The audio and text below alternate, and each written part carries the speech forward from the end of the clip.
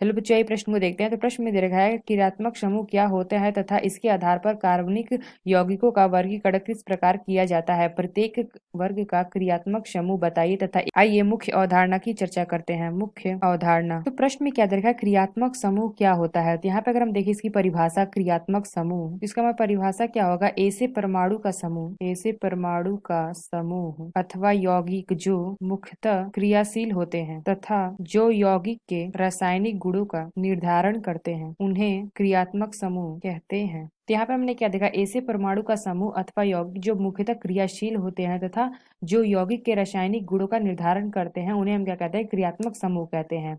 तो प्रश्न में हमसे क्या पूछा गया था, क्रियात्मक समूह क्या होते हैं। तो यहाँ पे हमने देखा उसकी परिभाषा। तो जैसे कि अगर हम उदाहरण लेके समझते हैं तो कार्बनिक यौगिक के श्रेणी का अगर हम वर्ग में देखें तो ये हमारा क्या होता है, एल्कोहल होगा। जैसे एल्कोहल है, यानी अगर हम देखें तो इसका क्रियात्मक समूह क्या हो जाएगा, OH। ये हमारा क्या होता है, क्रियात्मक समूह होता है। तो यहाँ पे अगर हम देखें उदाहरण के लिए तो ये हमारा क्या हो जाता है, मेथिल एल्कोहल। तो मेथिल एल्कोहल है, तो यहाँ पे अगर हम देखें तो ये हमारा क्या हो जाएगा, CH3OH। जैसे कि हमने देखा जो हमारा OH है ये हमारा क्या हो जाता है, क्रियात्मक समूह। तो यहाँ पे हमने क्या देखा, ये हमारा एग्जाम्पल है यानी कि उदाहरण। तो जैसे कि हम ले लेते हैं एल्डिहाइड। एल्डिहाइड में अगर हम देखें तो ये हमारा क्या होता है, CHO। यानी अगर हम देखें तो ये हमारा क्या बना लेगा, फॉर्मल्डिहाइड, यानी कि CHCHO।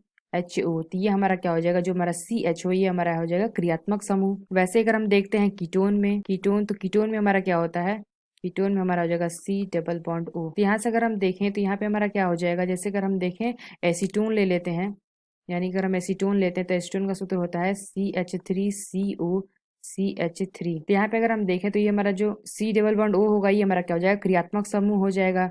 वैसे अगर हम बात कर लेते हैं कार्बोक्सिलिक अम्ल की, कार्बोक्सिलिक अम्ल, तो ये हमारा क्या होता है, जैसे कार्बोक्सिलिक अम्ल हमारा क्या होता है, ये हमारा जगह C डबल बॉन्ड OOH। तो जैसे कि हम ले लेते हैं एसीटोन अम्ल, यानी कि अगर हम देखें तो एसिटिक अम्ल ले लेते हैं तो ये हमारा क्या हो जाएगा, CH3COOH। तो यहाँ पे अगर हम देखें तो जो हमारा COOH है ये हमारा क्या हो जाएगा, क्रियात्मक समूह। यहाँ पे हमने क्या देखा, ये हमारा है कार्बनिक यौगिक की श्रेणी और यहाँ पे हमारा क्या हो जाएगा, क्रियात्मक समूह है। और ये हमारे क्या है, उदाहरण हमने देखा। तो आशा करते हैं आपको समझ में आया होगा। धन्यवाद।